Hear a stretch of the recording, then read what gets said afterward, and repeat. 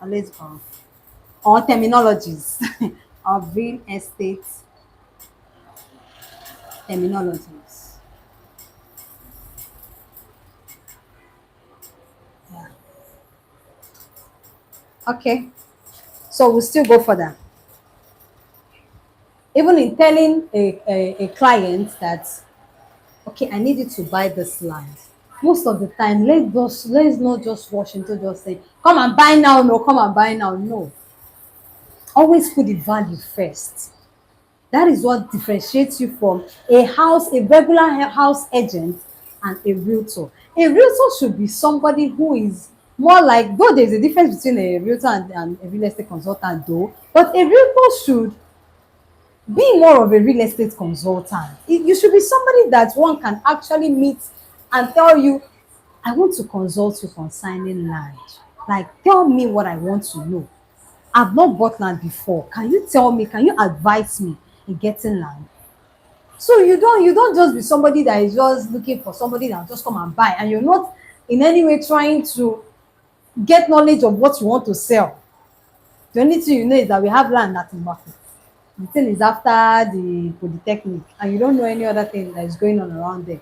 What will actually make that person to want to buy there? You don't know if there is any future occurrence or any infrastructure development that's going to take place in so and so number of years or so that will make that person, that will lure that person into investing in that particular property. So positioning is very much important. We've talked that, okay, let me just include confidence. Though I've said it before, but I just like the question went, I just want to buttress more on it. So confidence. Confidence in you approaching your clients or your prospects or your leads. Probably you're getting them online or whatever. Approaching them first of all with that confidence that you actually know what you are selling. You know what you are doing. You're not just sending them, okay, new land though is 1.5 million. It's cheap. Come and buy. It's cheap. Come and buy. Really? Some investors will just look at it like, swipe up. But if you're telling them that, even if you want to tell them it's cheap, make them understand that this is the value you're getting out of this thing. And the reason we are bringing it out at so and so cheap amount is that no extra value has been added by the company to it. We have not yet done our perimeter fencing and the rest. And this is a pre-launch or a promo period. So early buyers will actually make more money. Even if you buy more now, when the company has increases, you can even sell if you want to. Make them see value in what they want to buy first of all. That alone will make somebody that doesn't even have in mind to purchase the land at that moment to start having a second thought, and from the second thought they buy. But if all what you care about is just, we have land oh that is going for 1 million, come and buy. Some investors are not moved by your price alone, they are moved by the value. And this will also take us to high, it's still under, I'm still explaining personal branding for the person that asked anyway. But we have high value clients, and permit me to say low value clients. Low value clients are only interested in the price. And I need 500,000. Because actually, actually, actually, go down. Around 500,000 can't you? That is what they are just concerned about. So those ones, most of them don't even know the purpose of the purchase. They just want cheap commodity. But then, when you want to position yourself as a high value realtor, most of the time you go for high value clients. These are the ones that will tell you that the price, the amount is not a problem. What am I getting out of this? Value is their number one thing, right? That is what will drag them into the investment. That's their number one turn on. Value. That you're telling them that it's 500k, 1 million, 1.5, that is none of their business. They don't care about it. What they care about is, if I buy this now, when am I getting my, or in say 3 to 5 years, what am I getting out of it, right? So we So what stick on. exactly is this about? Okay, sir. So what are the things we need to do to be able to position ourselves as a go-to person? As a go-to person, Yeah. which is what I've been saying since. Okay, I'll just do a little recap. Maybe you joined not so long. Okay, I talked about personal branding. I talked about knowledge. And somebody asked a question on personal branding. That's why I'm repeating it again. Now, even in this personal branding, everything I have explained here, both the physical appearance, it will help you to position yourself as a high value and a go-to person. The knowledge, what do you know about real estate? What do you know about the location your property is? What do you know about the happenings in that particular area? Knowledge. Also, we talked about confidence.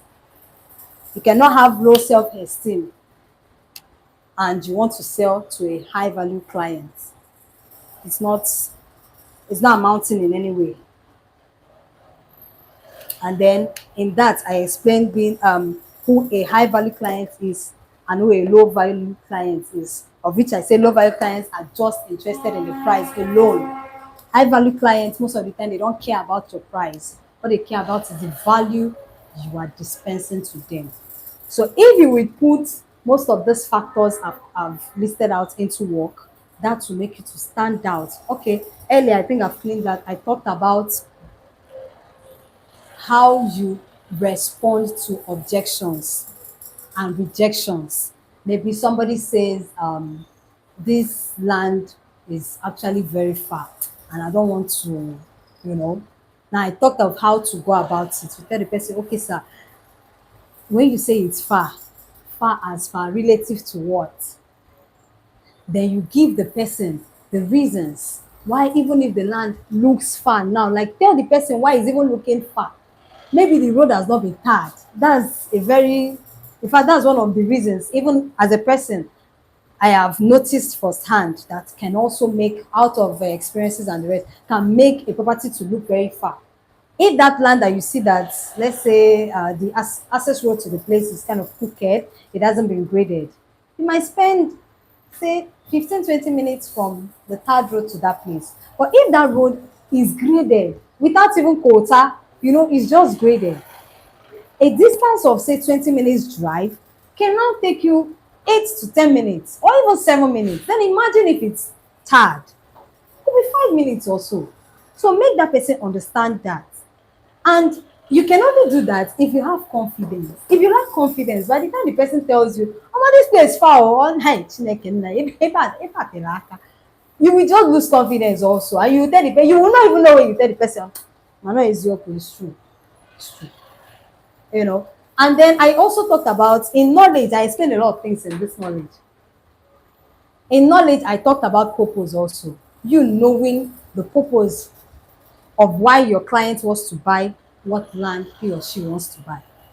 So with that, I just hope I've answered your question.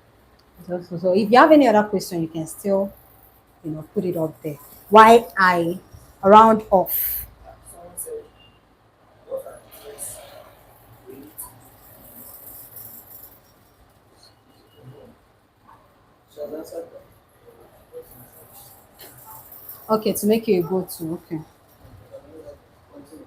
All right. So I will now use this and let me refer to the topic our boss treated last week for those who also connected to it. So he said, discipline over motivation. Okay, so as a high value realtor, motivation alone is not enough. Motivation dies down. It has it has also happened to me firsthand.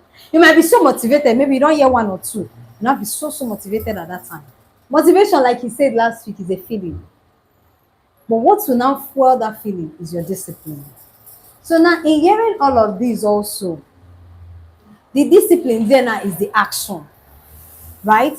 We have heard of how to become a high value realtor.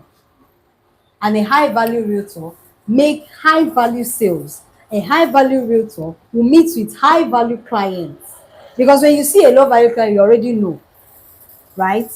And then a high value realtor will not just want to be closing small deals. You want to close deals that will actually, let me give a little instance. I didn't even include it here. Let's say we have an estate. Okay, let me use the estate we have currently. Okay, let's say Mbaku, that is selling for 1.5 currently. And then let's say Agwoka, yeah, this is a very good one. Both of them are Inoka. Agwoka is selling for 20 million right now. So a high value client would want to go for Agwoka. It's not like a high value client cannot just go for Mahu, but a high value client will want to go to Agwoka. Why? Because this place is already positioned in a very strategic location, where, but this is a buy and build location, of course.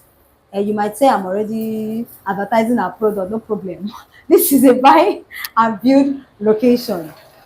And you should know that anybody that is going for this location has in mind to build, right? They have in mind to build immediately. So such a person will not come and start pricing you, because they know that Agwoka is not an anyhow place. They will not come and start pricing you this thing for 10 million. People are already selling here for 25, 30 million. So when you tell somebody that, okay, this is close to Unizik, it's close to ICC, it's just besides Target Hotel and the rest, and you take the person there, and the person seeing that there are buildings already erecting around that place, you don't need to talk too much. The person, he or she knows what he or she wants, and then you see the deal closed immediately without much stress.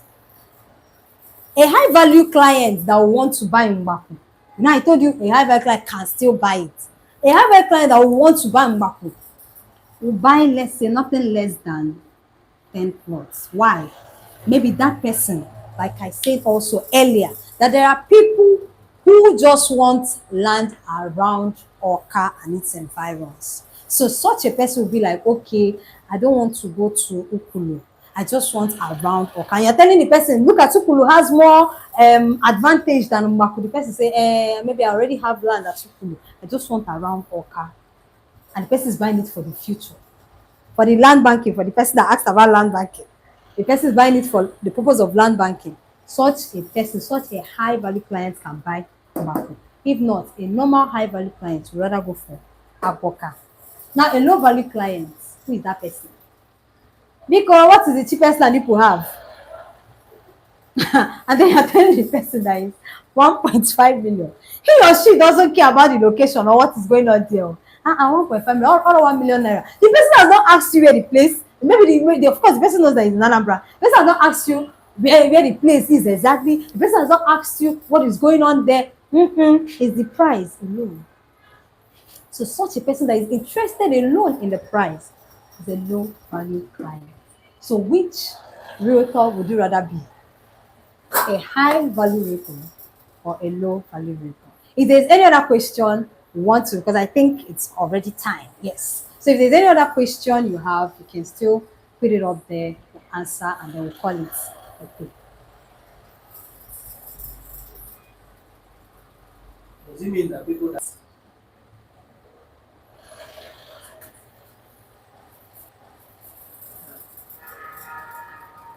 Okay, so in the absence of questions, thank you so much, both those online and those on site. Thank you so much for connecting to this beautiful session. And we're going to see you again next Thursday by 3 p.m. Thank you so much and have a beautiful